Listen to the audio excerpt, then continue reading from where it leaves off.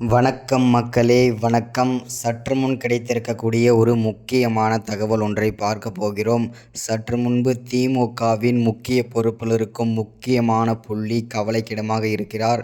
முதல்வர் ஸ்டாலின் பேரெதிர்ச்சியில் இருக்கிறார். முதல்வர் ஸ்டாலின் சோகம். திமுகவின் முக்கிய புள்ளி யாரு, எதனால் கவலைக்கிடமாக இருக்கிறார், முதல்வர் ஸ்டாலின் என்ன காரணத்திற்காக சோக நிலையில் இருக்கிறார், இதை பற்றின தெளிவான துல்லியமான விளக்கம் தான் இந்த ஒரு வீடியோவில் தெளிவாக பார்க்க போகிறோம்.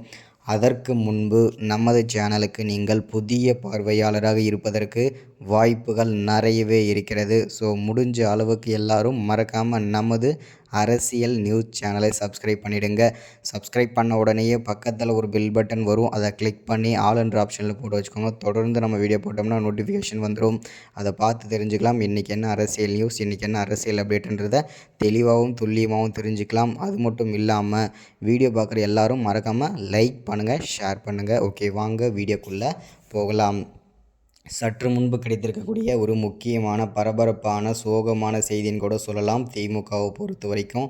ஏன் அப்படின்னு பார்த்தீங்கன்னா, கடந்த ஒரு 4-5 மாதங்களாகவே பார்த்தீங்கன்னாக்கா திமுகவில் பெரும் சோக நிலையில் தான் போயிட்டுருக்கு ஆட்சியே.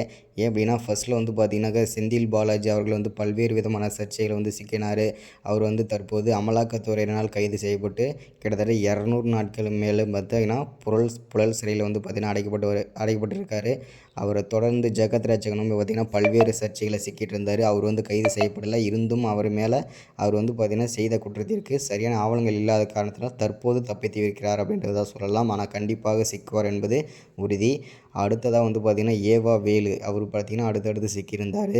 அந்த வரிசையில் இப்போதைக்கு ஒரு வாரத்திற்கு முன்பு, அதாவது பார்த்திங்கன்னா சற்று முன்பு கிடைத்திருக்க தகவலின்படி பேச்சுக்கெல்லாம் போயிட்டு இருந்து சற்று முன்பு பார்த்திங்கன்னா திமுகவின் முக்கிய பொறுப்பில் இருந்த முன்னாள் அமைச்சரான பொன்முடியும் அவரது மனைவியுமான விசாலாட்சியும் 3 ஆண்டுகள் சிறை தண்டனையும், அது மட்டும் இல்லாமல் 50 லட்ச ரூபாய் அபராத தொகையும் 1 மாதத்திற்குள் கட்டியே ஆக வேண்டும் என்பது சென்னை உயர்நீதிமன்றம் அதிரடியான தீர்ப்பு வழங்கிட்டாங்க. ஸோ இதனால் சோக நிலையில் முதல்வர் ஸ்டாலின் இருக்கிறார். பேரதிர்ச்சியில் முன்னாள் அமைச்சரான பொன்முடி அவர்கள் இருக்கிறார். ஸோ அது மட்டும் இல்லாமல் இந்த வழக்கை ஏற்றுக்கொள்ள முடியாத முன்னாள் அமைச்சரான பொன்முடி மேல்முறையீட்டுக்காக டெல்லி கொண்டு போயிருந்தார். அங்கேயும் அவருக்கு அதிக தண்டனை தான் கொடுத்திருக்கிறார்கள். வேறு எதுவுமே பண்ண முடியாது. அவர் கண்டிப்பாக அனுபவித்தே ஆக வேண்டும். 3 ஆண்டுகள் சிறை தண்டனை, 50 லட்ச ரூபாய் அபராத தொகையும் அவரும் அவரது மனைவி அனுபவித்தே ஆக வேண்டும். ஸோ இதனால தான் முதல்வர் ஸ்டாலின் பேரதிர்ச்சியில் சோக நிலையில் போயிருக்கிறார். ஸோ இதுதான் இந்த வீடியோவில் நம்ம அப்டேட்டாக கொடுத்துருக்கிறது.